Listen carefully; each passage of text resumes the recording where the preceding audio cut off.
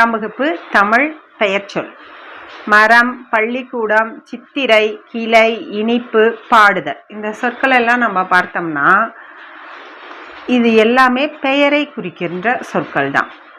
இவ்வாறு ஒன்றன் பெயரை குறிக்கும் சொல் பெயர்ச்சொல். ஒன்றன் பெயரை குறிக்கும் சொல் தான் என்னது? பெயர்ச்சொல். இந்த பெயர்ச்சொல் எத்தனை வகைப்படும்னா 6 வகைப்படும். பொருட்பெயர், இடப்பெயர், காலப்பெயர், சினைப்பெயர், பண்பு பெயர், தொழிற்பெயர் அப்படின்னு சொல்லிட்டு 6 வகைப்படும். பெயர் சொல் எத்தனை வகைப்படும்? டேஷ் 6. இதெல்லாம் இந்த மாதிரிலாம் நமக்கு வினா கேட்பாங்க. ஃபஸ்ட்டு பொருட்பெயர்னா என்ன அப்படின்னு பார்த்தோம்னா, பொருளை குறிக்கும் பெயர் பொருட்பெயர். அவ்வளோதான். ஒரு பொருள் அது எதுவாக வேணால் இருக்கலாம். உயிருள்ள பொருட்களாக இருக்கலாம், உயிரற்ற பொருட்களாக இருக்கலாம், எதுவாக வேணால் இருக்கலாம். பொருளை குறிக்கும் பெயர் பொருட்பெயர். சரிங்களா? உயிருள்ள பொருள்களையும் உயிரற்ற பொருள்களையும் குறிக்கும். பாருங்கள், மரம், செடி, மயில், பறவை, புத்தகம், நாற்காலி எல்லாமே பொருட்பெயர் தான். இடப்பெயர் ஓர் இடத்தின் பெயரை குறிக்கும் பெயர் இடப்பெயர். இடம்னா நமக்கு தெரியும், சென்னை, ஊர் பெயர்கள், இடப்பெயர்கள் எல்லாமே. சென்னை, பள்ளி, பூங்கா, தெரு இது எல்லாமே இடப்பெயர். காலப்பெயர் காலத்தை குறிக்கும் பெயர் காலப்பெயர். காலம்னா என்னது? நமக்கு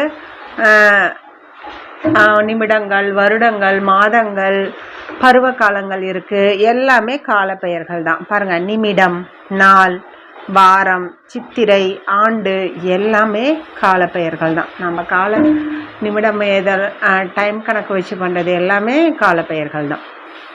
சினைப்பெயர் பொருளின் உறுப்பை குறிக்கும் பெயர் சினைப்பெயர். பொருளின் உறுப்பு இப்போ எந்த பொருளாக வேணால் இருக்கலாம்.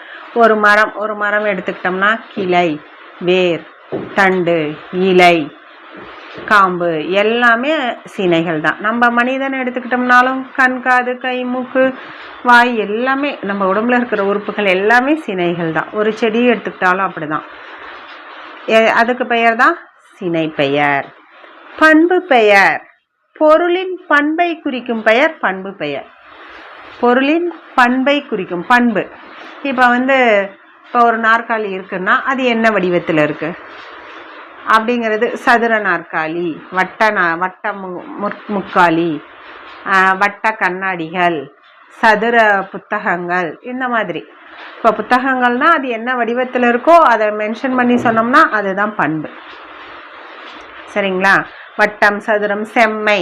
இப்போ ஒருத்தங்க பேசுதல் செம்மையாக பேசுகிறாங்க, சிறப்பாக பேசுகிறாங்க, அந்த மாதிரி சொன்னோம்னா அவங்க செய்கிற செயலுக்கு ஒரு பண்பை சேர்த்து சொன்னோம்னா அது பண்பு பெயர். தொழிற்பெயர் தொழிலை குறிக்கும் பெயர் தொழிற்பெயர். ஒரு வேலை செய்கிறோம் நாம். இப்போ நாங்கள் பேசுதல், படித்தல், எழுதுதல், ஆடுதல், ஓடுதல், சாப்பிடுதல் கூட தொழிற்பெயர் தான். சரிங்களா? இந்த மாதிரி அந்த தொழிற்பெயரோட வினை ஈறு அல்லில் தான் முடியும். பாருங்கள், அல். படித்தல், ஆடுதல், நடித்தல். தொழிற்பெயர் விகுதினாவே அல்லுன்னு இருக்குது இலக்கணத்தில். இது தொழிற்பெயர் அப்படின்னு சொல்லிட்டு நம்ம பெயர் சொல் எத்தனை வகைப்படும்? 6 வகைப்படும். இதில் பாருங்கள், ஒரு எடுத்துக்காட்டு தொடரெல்லாம் கொடுத்துருக்காங்க. காவியா புத்தகம் படித்தால். இதெல்லாம் புத்தகம்ங்கிறது பொருட்பெயர்.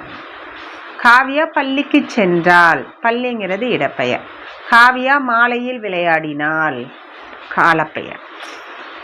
காவியா தலை அசைத்தாள். தலை ஒரு பொண்ணுலேயே பாருங்கள் எல்லா பெயர்களையும் கொண்டு வந்துடலாம். சினைப்பெயர். காவியா இனிமையாக பேசுவாள் பண்பு பெயர். காவியாவுக்கு நடனம் ஆடுதல் பிடிக்கும் தொழிற்பெயர். இது சொற்றொடரோட ஒரு வாக்கியம். நன்றி.